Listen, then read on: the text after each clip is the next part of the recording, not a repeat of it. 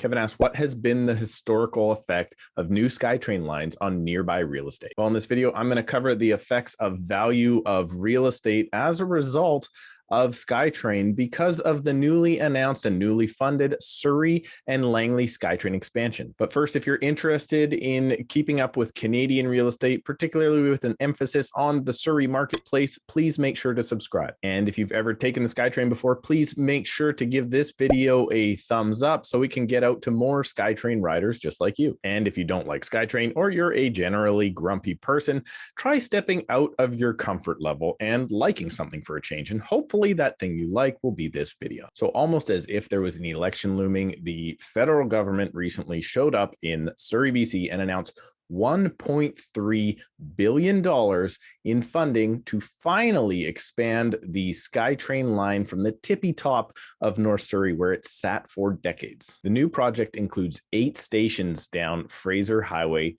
3 bus exchanges, an undefined amount of park and ride spots, 55 trains, and an operations center. It took forever to try and get SkyTrain expanded through Surrey and into Langley, mostly because previous civic governments didn't really have a plan for SkyTrain. They actually wanted a completely different type of transit system. And with feuding happening at the municipal level, we wasted years while other cities actually took priorities in the SkyTrain line. But over the next 30 years, Surrey and Langley are both expecting about another 400,000 people into the area and only about 185,000 new jobs. With that smaller number of jobs than people coming in, there's probably a very good chance that a lot of people are going to need to commute into town. So finally, it looks like Surrey and Langley, where a lot of the people live that actually commute to Burnaby and Vancouver, will finally get an option to commute not using their own cars or buses. I would have loved to have gone into a little bit more detail on TransLink's 10-year plan,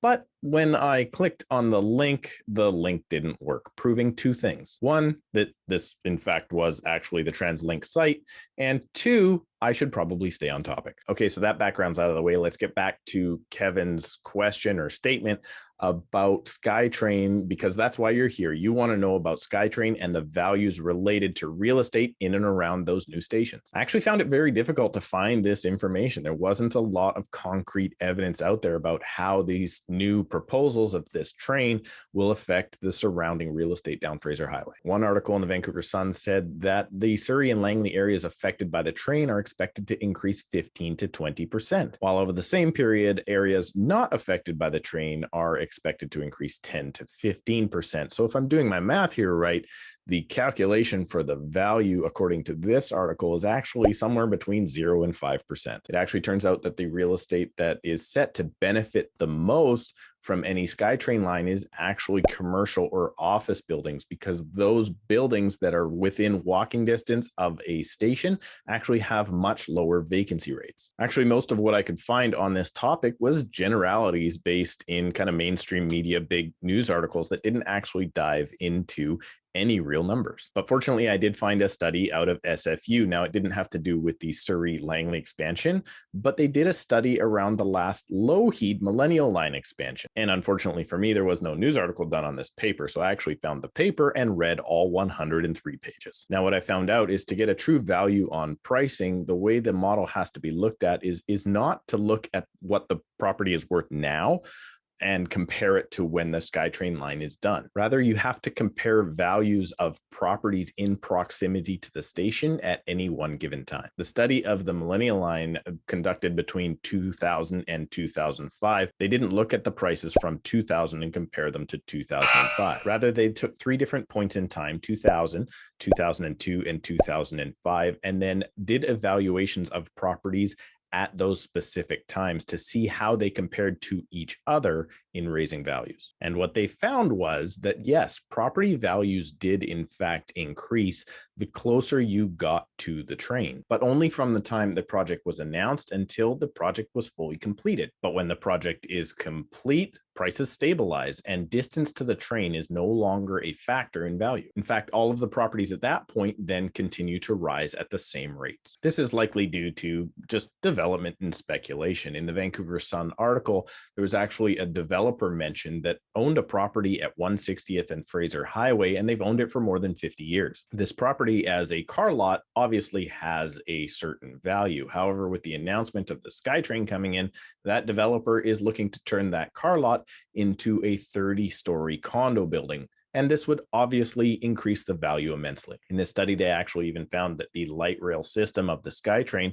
has less of an impact than a heavy rail system project that they compared it to that was built in Korea. The reason for this is capacity. The SkyTrain can get about 160 to 180,000 people on it per day.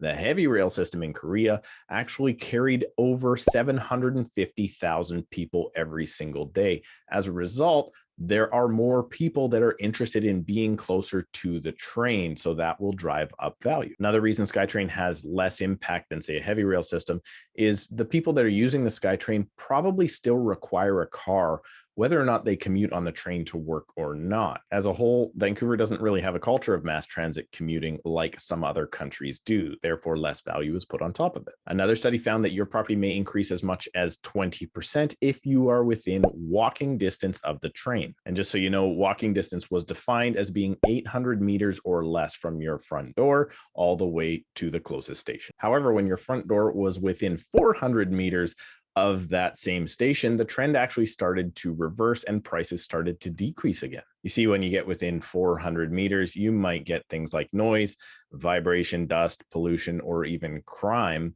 that actually starts taking away from the benefit of being closer to the train. This gets back to commercial leasing and office buildings being the best fit for being very, very close to the train, because while you're working there every single day, it's not a big deal if a train passes by or, there's a little bit of vibration in the building. But if that same thing was happening while you're in bed at night, trying to get some sleep, well, I know I probably wouldn't want to be that close. But after reading all 103 pages of this report, it was actually determined that the biggest factors in value are still going to be size and number of bedrooms and bathrooms, and that distance didn't have nearly as big an effect as they thought it would. Believe it or not, the type of heat was actually even in the top 5 for determining factors. However, I think that's probably more due to age, because older buildings will have one type of heat and newer buildings will have different types of heat. For instance, most new buildings are almost completely electrical. So if that's what you're looking at, it's likely more age that has a factor rather than the type of heat. So there you have it. It looks like, yes, SkyTrain will actually increase your property values if you're within walking distance of a train station, but your increase is actually going to be seen when they announce the project all the way until completion, and then things will stabilize after. And unfortunately, I couldn't find anything that could support an actual percentage or amount that my property should increase over top of other properties if I'm within walking distance to one of those stations. And I'm curious to know what you think about it. So please comment down below. If you're able to find any better information than this, please put it down below. I would love to read some more. And while we're at it, please make sure to hit the like button for me reading 103 pages for the first time ever of anything. If real estate contracts were 103 pages, I'd be fucked. Thanks. Make sure you subscribe, and we'll see you in a couple of days.